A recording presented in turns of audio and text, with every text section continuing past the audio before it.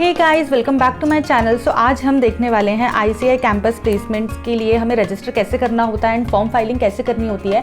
इस form filling में मैं आपको बहुत सारे क्राइटेरिया बताने वाली हूँ एंड कुछ कीवर्ड्स बताने वाली हूँ जिससे आपकी शॉर्टलिस्टिंग के चांसेस जो है वो बढ़ सकते हैं। तो वीडियो को एंड तक देखिएगा एंड पूरा फॉर्म फाइलिंग का प्रोसीजर बताने वाली हूँ एंड अटेम्प्ट वगैरह कैसे काउंट करते हैं, ये सारी चीज़ें I am going to tell you in this video. So ICAI campus placement आप गूगल पर सर्च करिए एंड जो पहली वेबसाइट पर उस पर क्लिक कर दीजिए। सो ये हमारी कैंपस प्लेसमेंट की वेबसाइट है, इसका लिंक मैं डिस्क्रिप्शन बॉक्स में भी दे दूँगी। इसके बाद हम आते हैं यहाँ पर campus placement for newly qualified CAs। ये वेबसाइट जो है हर अटेम्प्ट के बाद खुलती है, तो अभी ये खुली हुई है। सो यहाँ पर आपको जाना है फॉर स्टूडेंट में एंड रजिस्टर करने के लिए रजिस्टर हेयर पे क्लिक कर दीजिए। तो यहाँ से आप रजिस्ट्रेशन कर सकते हैं। अब रजिस्ट्रेशन में मुझे इंपॉर्टेंट बात ये बतानी है कि पासवर्ड आप जो भी डाल रहे हो वो पासवर्ड आपको याद रखना है। वैसे ये पासवर्ड आपके मेल पर आ जाएगा, वो मेल भी आप संभाल के रखिएगा एंड इसके अलावा आप अपना पासवर्ड कहीं लिख लीजिए तो बेहतर होगा, क्योंकि ये पासवर्ड अगर आप भूल गए तो यहाँ पर फॉरगॉट पासवर्ड वाला सिस्टम जो है वो नहीं है। उसके बाद फिर आपको मेल करना पड़ेगा ICAI को एंड दिक्कत हो जाएगी। फिर इसके बाद जैसे आपका रजिस्ट्रेशन हो जाए तो आपको लॉगिन करना है। तो मैं यहाँ पर मेरी फ्रेंड का अकाउंट लॉगिन करती हूँ। लॉगिन करने के बाद आपका जो है इस तरीके से फॉर्म खुल जाएगा। यहाँ पर हमारा डैशबोर्ड है, डैशबोर्ड में सारी की सारी इन्फॉर्मेशन लिखी हुई है। तो ये सारी इन्फॉर्मेशन आप पढ़ सकते हो, इसमें बहुत सारी इन्फॉर्मेशन है तो इसे आप आराम से पढ़िए।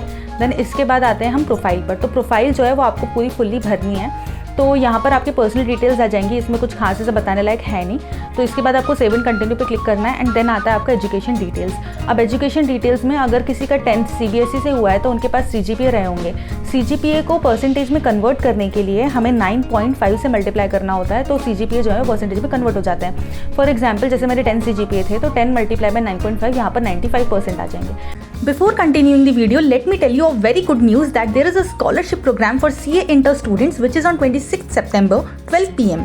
You guys can win these amazing prizes. So enroll now for free and participate. Besides this, Unacademy has launched various batches. Team Dominators batch starting from 22nd September for May 22 CA Inter aspirants. You will get to learn from India's top educators. Next batch is Phoenix, the Mahabali's comprehensive batch starting from 20th September for CA Inter students.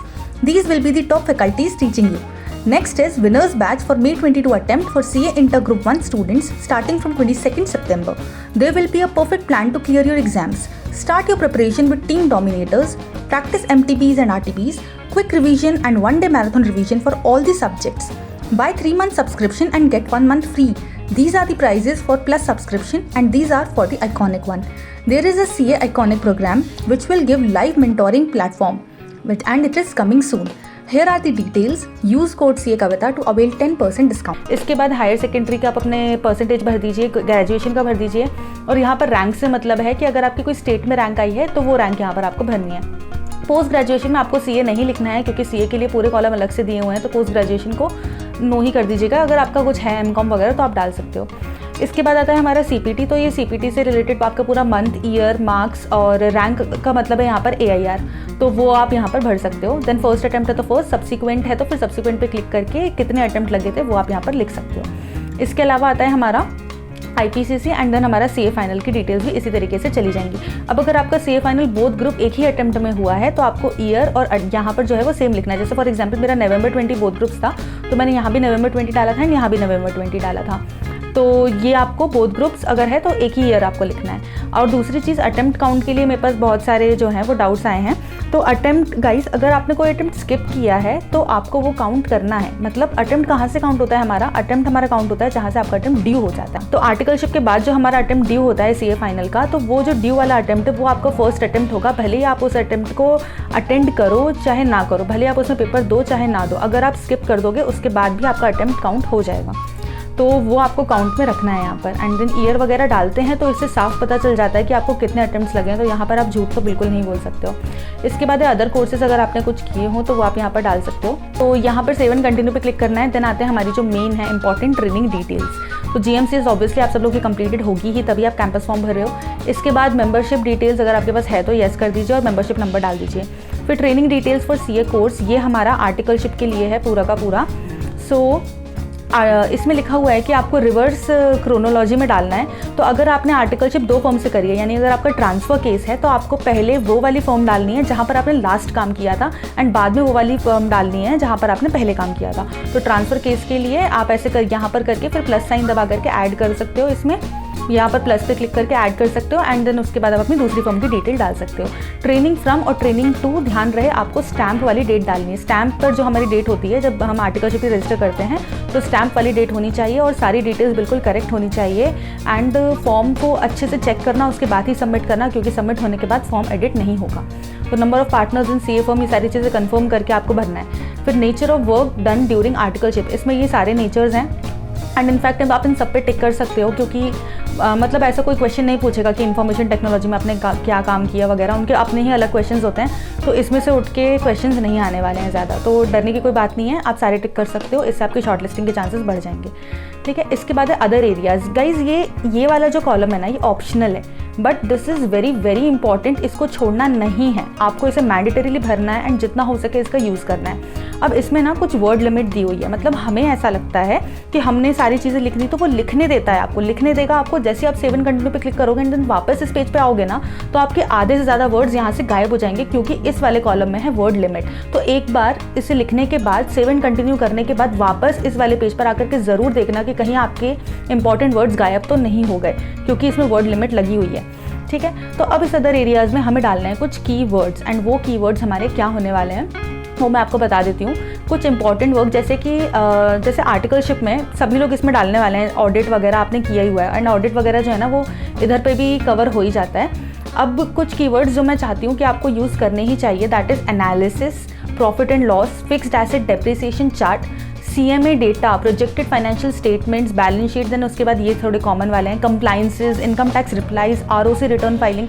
ये जो चीज़ें हैं, ये कुछ keywords हैं जो बहुत ही ज़्यादा इंपॉर्टेंट हैं, जो एक्सपेक्टेड है कि आपने इन पे ऊपर वर्क किया ही होगा। तो ये कुछ इंपॉर्टेंट काम है जो आपको इधर अदर एरियाज़ में मेंशन ज़रूर करना है। इसके अलावा जो नॉर्मल चीज़ें होती हैं हमारी, stat audit, revenue audit, internal audit type से, वो सारी चीज़ें भी आपको मेंशन करनी है। जितना हो सके इसको आप कम से कम वर्ड्स में लिखिए एंड सारी चीज़ें लिखिए, मतलब जितना हो सके आपको उतना भरना है एंड इंपॉर्टेंट चीज़ें ज़रूर भरनी है। And projected financial statements, analysis वगैरह, ये वर्ड ज़रूर यूज़ होने चाहिए, इससे आपके शॉर्ट लिस्टिंग के चांसेस बहुत ज़्यादा बढ़ जाएंगे।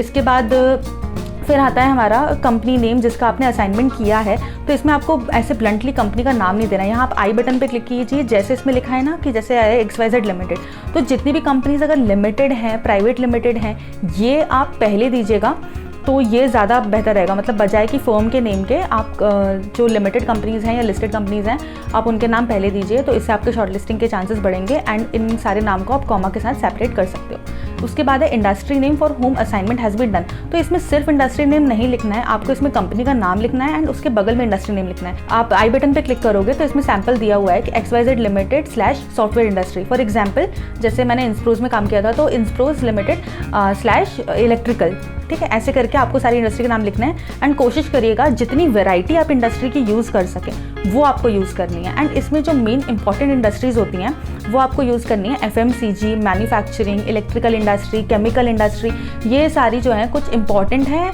तो ये वाली आप ज़रूर यूज़ कीजिएगा।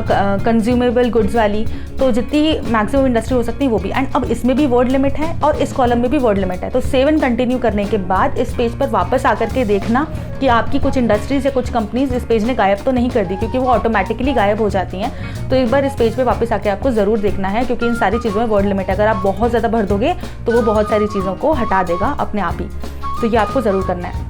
सो अब अगर आपका किसी दूसरे फर्म में भी आर्टिकलशिप है इसके अलावा, तो प्लस पर क्लिक करके आप दूसरा वाला ऐड कर सकते हो। इसके बाद है इंडस्ट्रियल ट्रेनिंग। इंडस्ट्रियल ट्रेनिंग में भी सेम है, यहाँ पर आई बटन पर जाकर के देखना एंड सारी चीज़ें उसी ही फॉर्मेट में भरनी है। जैसे यहाँ स्लैश लिखा है तो आपको स्लैश लगा के ही भरना है एंड देन कॉमा से सेपरेट करना है, ठीक है। तो जितने आपके मैंडेटरी कॉलम्स नहीं है ना, उनको भी भरना है। इसके बाद हम आते हैं वर्क एक्सपीरियंस पर। अब वर्क एक्सपीरियंस क्या है? वर्क एक्सपीरियंस है अगर आपने आर्टिकलशिप से हट के कोई काम किया है, मतलब आर्टिकलशिप है वो तो हमारी ट्रेनिंग डिटेल्स में आ जाएगी। आर्टिकलशिप और इंडस्ट्रियल ट्रेनिंग से हट के कोई आपने दूसरा पार्ट टाइम जॉब कर रखा है या कुछ भी आपने कर रखा है, तो वो आप वर्क एक्सपीरियंस में भर सकते हो एंड इधर पर भी आपका रिवर्स क्रोनोलॉजिकल ऑर्डर में आ जाएगा। इसके बाद आते हैं हमारे हॉबीज़ एंड अचीवमेंट्स। यहाँ पर इन सारी चीज़ों को यस कर दो, क्योंकि ये आपसे कोई सबूत नहीं मांगने वाला है आपसे। मतलब अगर जैसे मेरिट सर्टिफिकेट है जो जनरली आपको 10th 12th में मिल ही जाता है अगर आपके अच्छे मार्क्स होंगे तो वो आप यस कर देना। एंड देन उसके बाद ये गेम स्पोर्ट वगैरह के मेडल प्राइजेज़ ये सब आप यस कर सकते हो, ऐसे कोई इतना नहीं मांगेगा। अदर्स में आप अपनी कोई भी अच्छी चीज़ें लिख सकते हो, अचीवमेंट अगर आपने करा हो तो। और देन उसके बाद हॉबीज़ आप अच्छी वाली डाल सकते हो। हॉबीज़ मैं बता देती हूँ जो अच्छी हॉबीज़ होती हैं, जैसे कि रिसर्च एंड एनालिसिस कंपनीज़ के बारे में, या स्टॉक मार्केट, या फिर बहुत ज़्यादा रीड करना बुक्स वगैरह। तो ये सारी कुछ अच्छी हॉबीज़ होती हैं जो कंपनीज़ के काम की होती हैं, जिसमें मेन तो है रिसर्च एंड एनालिसिस। तो ये आप लिख सकते हो अगर ये आपकी हॉबी है एंड अगर आपको इसके बारे में चीज़ें पता हैं तो। इसके बाद आती है हमारी जॉब प्रेफरेंस। तो जॉब प्रेफरेंस गाइस, ये सारी चीज़ें भले ही नो हो फिर भी आपको येस करनी है आपके शॉर्टलिस्टिंग चांसेस बढ़ाने के लिए। Posting anywhere in India yes कर दो, भले ही आप नहीं जाना चाहते हो बट इसको येस कर दो ताकि एटलीस्ट आप शॉर्टलिस्ट तो हो जाओ। अब अगर कोई कंपनी बाहर की होगी तो फिर आप उसे कंसेंट मत देना, शॉर्टलिस्टिंग में ही आप उसे रिजेक्ट कर देना। बट शॉर्टलिस्टिंग पाने के लिए आपको ये सारी चीज़ें येस करनी है। अब जैसे पासपोर्ट है, पासपोर्ट आपके पास नहीं है फिर भी आप येस कर दो, क्योंकि कंसेंट देने में आपका क्या जा रहा है, पासपोर्ट 1 महीने में बन जाता है, and then offer letter, joining, इन सब में 1 महीने में वैसे ही टाइम लगता है। तो अगर पासपोर्ट की बात आई तो आप बनवा लेना। इसके बाद है वेदर ट्रांसफरेबल पोस्ट एक्सेप्टेबल, इसको भी आपको येस करना है। भले आपको एक्सेप्टेबल ना हो तो भी आपको येस करना है, फिर बाद में भले आप रिजेक्ट कर सकते हो इसे। तो इसके बाद है ये प्लेस्ड आउटसाइड इंडिया, से भी येस कर दो। फिर है हमारी एक्सपेक्टेड एनुअल सैलरी, ये बहुत बहुत इंपॉर्टेंट है। अब इसमें आपकी एक्सपेक्टेशन मतलब ऐसा ऐसी नहीं होनी चाहिए कि आप 9 लाख लिख रहे हो, 10 लाख लिख रहे हो, 12 लाख लिख रहे हो, ऐसा नहीं, बिल्कुल भी ऐसा मत करना। जितनी कम हो सके आपको उतनी कम लिखनी है, ताकि अगर कोई कंपनी 7 लाख 8 लाख का पैकेज भी लेके आ रही है तो वो भी आपको शॉर्टलिस्ट कर दे। अगर आप यहाँ पर अपना जो एक्सपेक्टेशन है वो 12 लाख 13 लाख डाल दोगे तो जो कम पैकेज वाली कंपनी है वो आपको शॉर्टलिस्ट नहीं करेंगी, एंड आपके चांसेस जो है वो शॉर्टलिस्टिंग के कम हो जाएंगे। तो यहाँ पर आपको एक्सपेक्टेड सैलरी कम ही डालनी है। और एक्सपेक्टेड सैलरी कम डालने का ये मतलब बिल्कुल भी नहीं होता है कि जितनी आपने डाली आपको उतनी मिलेगी, ऐसा बिल्कुल नहीं है।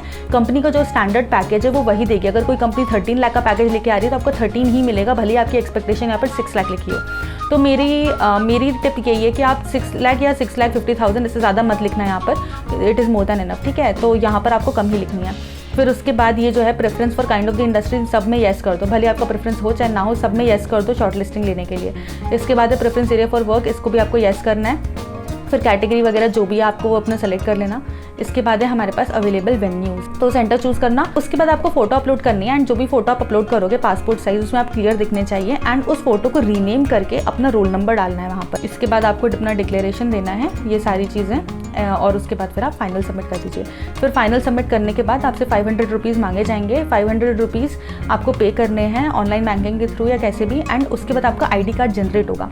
सो ID कार्ड जनरेट होना is very very important step. अगर आपका आई कार्ड जनरेट नहीं हुआ है तो इसका मतलब आपका फॉर्म सबमिट नहीं हुआ है। और अगर इन केस आपका आई कार्ड जनरेट नहीं हुआ है एंड आपने पेमेंट कर दी, उसके बाद भी आपका फॉर्म लॉगिन हो पा रहा है, आप सब एडिट कर पा रहे हो, दैट मीन्स आपका फॉर्म फाइनल सबमिट नहीं हुआ है। तो आप एक काम करिएगा, आप दोबारा से फाइनल सबमिट करके दोबारा से 500 रुपीज़ भर दीजिए। जो पुराने वाले 500 है वो आपके बाद में रिफंड हो जाएंगे। सो आप रिस्क मत लीजिएगा, एंड दोबारा से आप 500 पे करके दोबारा से फॉर्म जरूर भरिएगा। के लिए कि भाई आपको कौन सा सेंटर चूज़ करना है, बिग सिटी में एंड स्मॉल सिटी में, इसके लिए मैंने रिसर्च एंड एनालिसिस किया है, जिसकी वीडियो मैं कल अपलोड कर दूंगी। जितना जल्दी हो सके I am trying to upload it. So वो वीडियो बिल्कुल भी मिस मत करना, क्योंकि इसमें बहुत सारे फैक्टर्स हैं। एंड सेंटर चूज़ करना बहुत बहुत इंपॉर्टेंट है, क्योंकि सेंटर से ही पता चलेगा कि भाई कौन सी कंपनी उस सेंटर पर आ रही हैं, एंड उसी टाइप की कंपनीज आपको मिल सकती हैं। तो centre is very very important criteria to get a good shortlisting. And campus के लिए कैसे तैयारी करनी है, इंटरव्यू में क्या क्वेश्चंस पूछे जाते हैं, ये सारी चीज़ें के लिए मैं वीडियो जो है, जब मेरा टाइम था तब मैं बना चुकी हूँ, एंड वो सारी वीडियोज़ अभी भी एप्लीकेबल हैं। तो आप मेरी ये प्लेलिस्ट चेक कर सकते हो। So that's all for today. All the very best for your campus placement. Stay tune for more such useful content, and please subscribe my channel. Thank you so much guys.